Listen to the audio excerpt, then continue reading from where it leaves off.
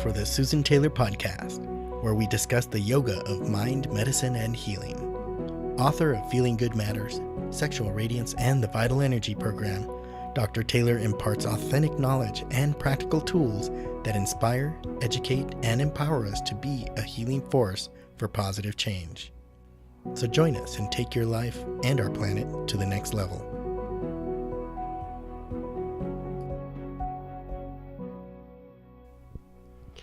Hello and welcome to episode 33, Are You Established in Being? A Key to Being Fulfilled in This Life. When we're resilient, we are established in our being. And what does it mean to you?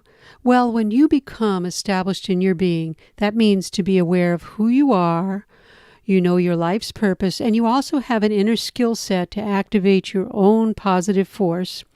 Then you can use this force to take action and turn yourself around when you're going upstream before ending up at the top of a waterfall ready for the crisis. Today I'd like to talk about what can happen when we're not established in being and have to deal with the mind creating fear and self-doubt. And I'd like to offer some practical tips to get you back on track if you tend to be going off track.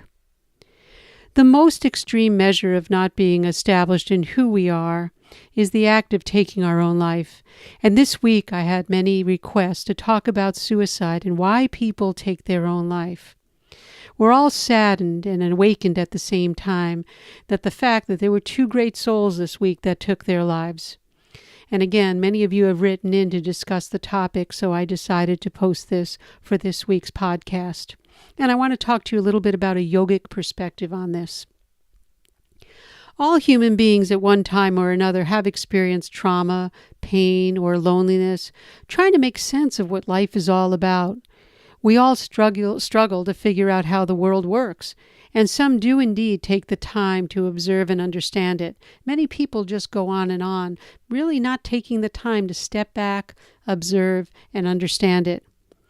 Most people create busy minds. Their minds become so chaotic and busy, and by not stepping back, they get busier and busier, and then confusion sets in.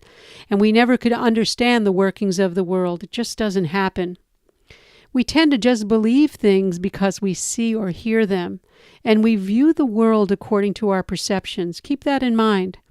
Everyone views the world differently, and we view them according to our perceptions. And depending on our perceptions, our mental dialogue could become a friend or an enemy. Suicide is an internal drama that's going on in a person's thought waves. After all, who really wants to die? Nothing wants to die. It means something to those that are involved with contemplating their existence. Who or what, as I said, wants to die? Whenever you try to collect an insect to take it out of your house, it panics because nothing wants to die, and neither do people. The problem that arises with someone contemplating their death is that the dialogue of taking one's life is happening with the I maker or the ego. This is who I am. And that dialogue is giving false illusion of what needs to take place. It's the storyteller and the one who puts distance between the self and the soul, and that's the ego, the I maker. This I maker is constantly representing itself to itself, splitting the personality into a subject and object. And that's the problem. When we talk about inner dialogue and we talk about awareness training or focusing the mind, it's being able to bring that light of awareness on our true self, not the dialogue that's going on with the I maker. Because this dialogue with the I maker splits what we call ahamkara into the storyteller, and that's who's telling the story of itself, and it's representing itself to itself. And it's a big liar. It really doesn't make any sense, because that's who says, I'm good, I'm bad, this is nice, this is not nice, this should happen, this shouldn't happen. The core teaching in yoga science revolves around this case of mistaken identity. We misidentify ourselves with the objectification of the ego, and we think that we're bad, sad, and unfortunate person when we're really not. We lose our ability to see the truth, the reality of who we are. We have identified with the labels that we've created. Our life is a continuum of tragedies and miracles happening together. It happens all the time. And we need to pay attention to what life really is. It is all of that. And the practice of a yogi is to pay attention to our mind and learn to focus our mind, focus our awareness, that is, inward and not the happenings of our self-created perceptions. We must learn to undercut our perceptions by being aware of our likes and dislikes, what's right, what's wrong, and just be the observer. Suicide is an attempt to resolve feelings of being overwhelmed by one's own image of oneself, or part of oneself, that is. Suicide is an attack on one's representation of the body as the object, as if death of the body can help one get rid of this intolerable mental state that's created and these feelings that are just intolerable. It doesn't happen that way. Once you get rid of the body, you're still carrying those impressions of the mental states and feelings. Suicide is a cry for help, not really wanting to die, because as I said before, no one wants to die. The world has lost great souls over the past, and this week especially two that we heard of, who happen to get caught in the spiral of their clouded perceptions of who they really are. We all feel the great sadness and loss, making the process of taking one's life a burden for all that's involved. When someone takes their life, it becomes a burden for all that's involved. When children are left, family, loved ones, friends, and the world as a whole. It actually affects humanity as a whole. According to the ancient teachings, to take one's life due to not dealing with the obstacles that arise is a great, what they call, sin, if you will. That's the word that's used for the soul. It's something that's a crime against the soul, and it's not acceptable because having a life is a representation and an extension of divine forces, and it's a privilege to have a body this lifetime. Therefore, one is taught that taking one's life is not an option. This is not the same as someone ending a life who's dealing with end-of-life issues. This is another whole concept. I'm talking about just having mental turmoil and deciding that you can't cope anymore and on the spot decides to take a life. It's a little bit different than someone who has health issues, end-of-life issues, all sorts of issues. Even there have been studies in the yoga in the ancient world of, when you leave your body, you decide to leave. Yogis, ancient yogis, and people who are very well trained can actually leave their body at will at the end of life. But that's a decision that's based on clarity of mind, not sadness, confusion, and delusion of really what's happening.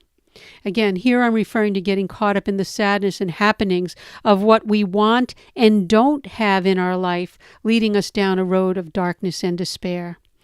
So where do we go from here? Let's turn this around. I just wanted to shed a little bit of my opinion and the yogic opinion of, suicide and what's that about, because it was a bit shocking to all of us this week. And I would say, where do we go from here? Well, training people with principles of the yoga science principles, where we can view places where there's no hope, nothing left, and even the desire not to live as a place for the deepest transformations to occur.